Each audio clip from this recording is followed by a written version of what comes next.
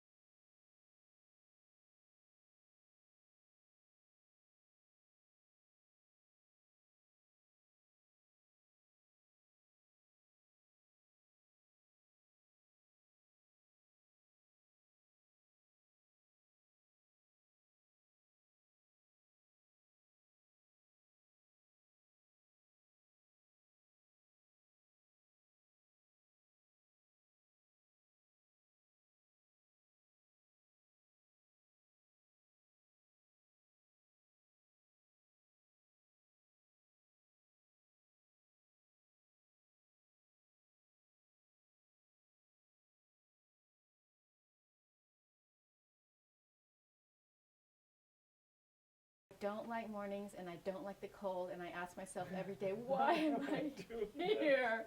But that's how much I love But it. then as soon as you hit the ice, you realize why you're there. Yeah, exactly. Okay. And you just forget about everything. It's great therapy. Oh, sure. Because you have to concentrate so hard on what you're doing. You don't have room in your mind for a ficus that's falling. All of our great props here at KGM. I'm not afraid to fall. Yeah. I'm just going to fall. Nothing but the best for us here at KGM, right? Oh my God, that's too funny. Hysterical. That is hysterical. Okay, we're going to have to take a break right now. So let's take a break, and then when we come back, I want to talk to you more about your passion. Yeah. Okay? All right, so we're going to take a break, and we'll be right back. Don't leave.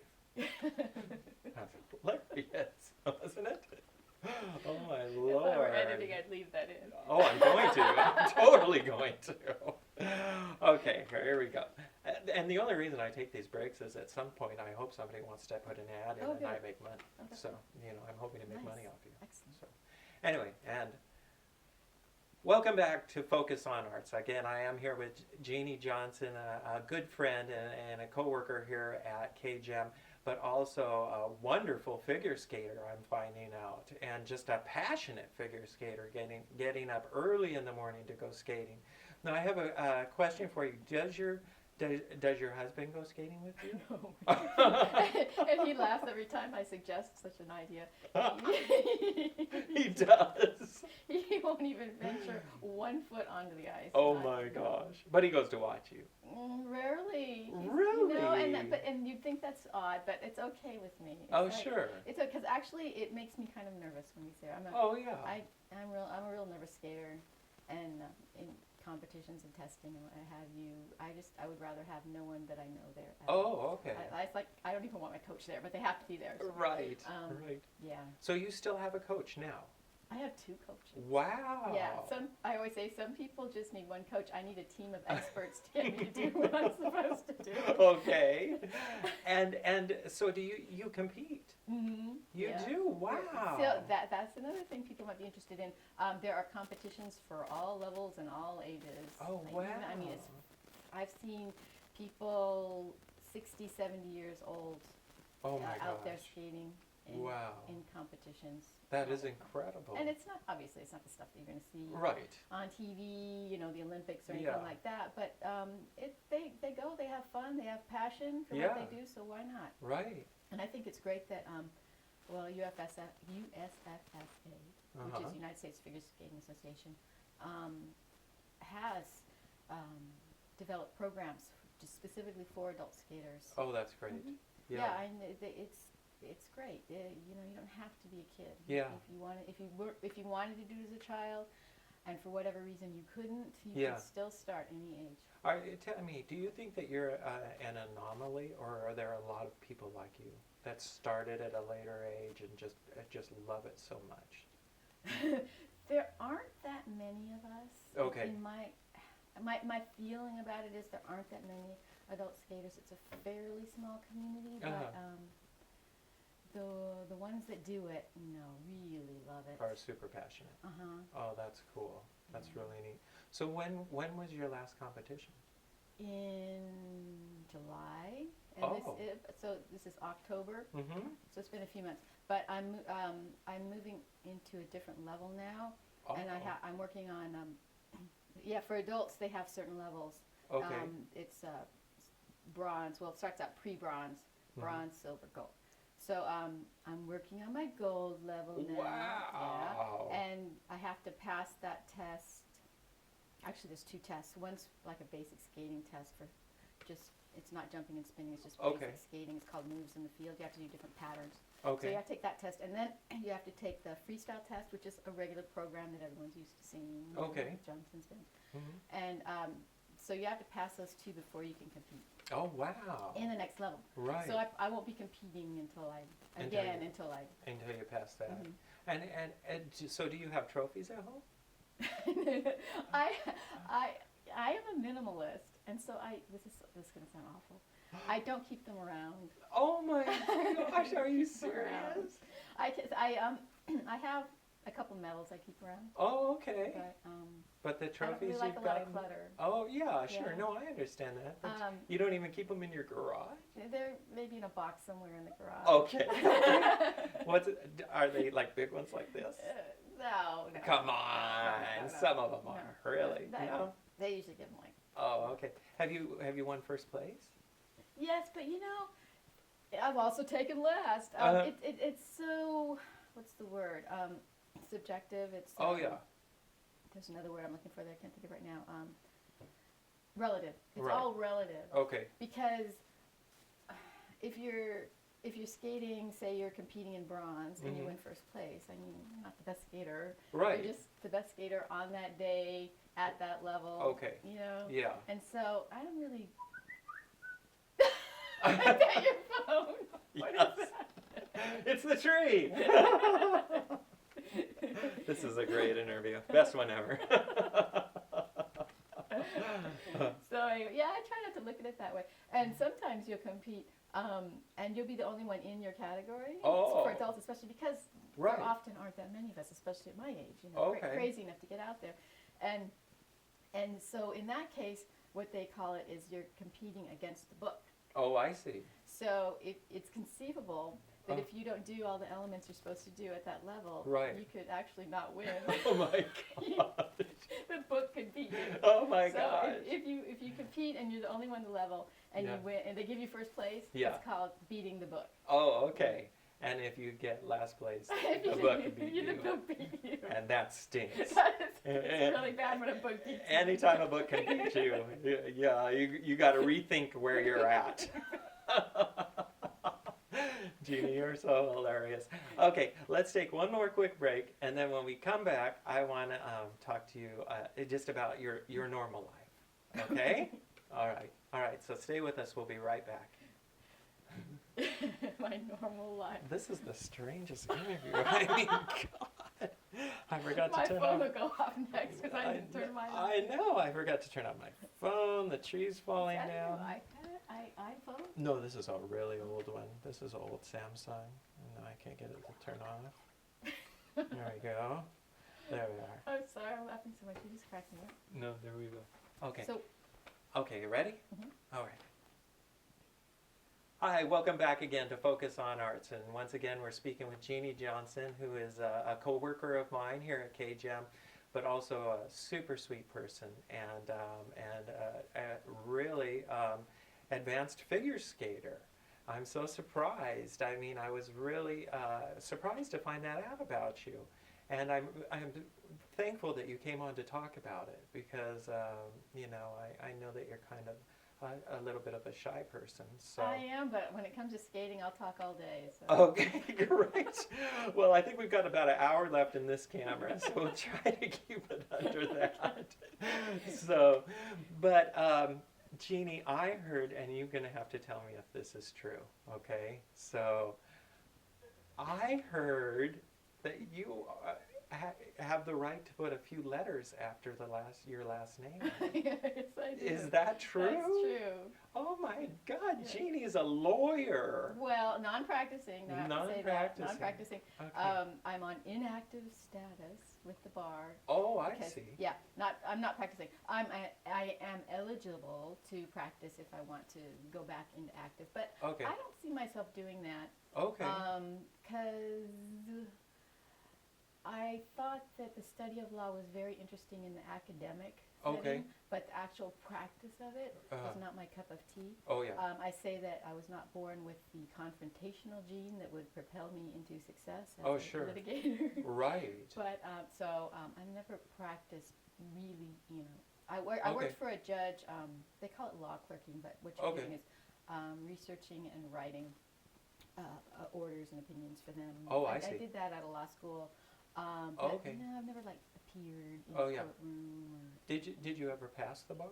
I did pass the bar You the did. first time. So you could have. Yeah. Practice. Yeah. Wow. California bar is, I think, the hardest bar in the country. New York is also difficult. Some people say I think California's harder because it's a day longer. Oh wow. And it's 3 days. It was 3 days long when I took it. Oh my About 2.5. gosh. You know. Yeah. And the pass rate is generally much less than 50%. Oh my gosh. So I studied hard, Yeah. passed it the first time, was very happy Wow. to do that. Right. Thought about practicing, but Yeah. It just it's couldn't not do my it. thing. Yeah. So what happened then at that point? You've passed the bar. You are an attorney. As a Yeah. matter of fact, when I was talking to Jack and I was joking and I said, oh, I'm going to make an honest woman out of Jeanne. He said, you can't. She's a lawyer. Oh, nice. Bada bing. Bada bing. So what happened after that? What Yeah, it reminds me of that old joke, how can you tell if a lawyer's lying? His lips are moving. Right, yeah, exactly. Maybe that's why I couldn't be a lawyer. I wasn't good at lying. Yeah, no, I think you're too honest. I am. I'm much too honest. Yeah. Really. Just joking. All you lawyers out there, just joking. No, she. We hate you all, and you know it. That's why you make so much money. Okay. That's another misconception. Most lawyers don't make all that much money. I mean, they make decent living, Sure. but it's not really like you're getting rich. The rank and file, the Oh, yeah. regular attorneys, aren't really rolling in the dough. How many years is it to get a law degree? Generally 3 years. After your 4-year degree? Yeah, you get your 4-year, and it's a Juris Doctorate. Okay. Degree, JD. That's what I could put after my name. Oh, wow. And JD, and it takes 3 years. I did mine in 2. Wow. Because the school that I went to let you go through the summers. Yeah. Oh, so I see. I went straight through. And Okay. it was hard. Oh boy, I bet it was. Because it's very grueling, and Yeah. most people want that summer break. But Right. I started law school sort of late-ish. I was 30, Oh. and I was felt like I was in a hurry and I wanted to Right. get through it fast. Yeah, yeah. Typically 3 years. Okay, and then you passed the bar, And you take your bar. and then you said, "I've done all this work, and I know. and I'm not going to do I anything did- with it." It was more of an exercise. I paid off my student loans. Oh. I got lucky because when I was in the middle of paying my student loans, we were in a very good real estate market, and Oh. we had bought a house Okay. and sold it for a profit, and I Oh. used that to pay off my loans. Oh, I that's didn't have great. them hanging around a long time. Right. Yeah. But that's where a lot of people get mired down. Sure. Is because they're like, well, I really don't like being a lawyer, but I kind of have to because I have to pay back my student loans. Yeah. And what else am I going to do that's going to make enough money to pay Right. them back? Right. So a lot of people kind of get into that situation. Oh yeah, that's a bummer. But I was able to pay them off Yeah. and do other things like editing. And so that's when you got into editing. Well, yeah, I did. I worked like in a quasi-law job for a little while where I wasn't really practicing, but Yeah. I worked with, it was kind of like insurance defense-ish kind of work. Okay. On a consulting basis I won't go into it because it's really, really boring, but Okay. it wasn't practice, but it was like related to Yeah. law. Money. And so I did that for, it was decent money. Mhm. And I did that for about 6 years. Okay. And then I actually didn't work for a little while. I had some serious health issues that I had to deal with. Oh, man. And didn't work for a little while. But then when I did start Uh-huh. working again, I came back into editing. Oh wow. And it was totally by fluke and accident. Oh, really? Yeah.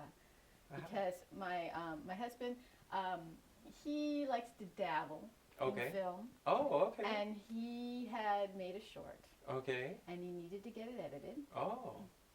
And couldn't find an editor. This one was busy, that one couldn't do it. Right. And so he said, well, he had a double major in school. He was English and film, and he's also a lawyer.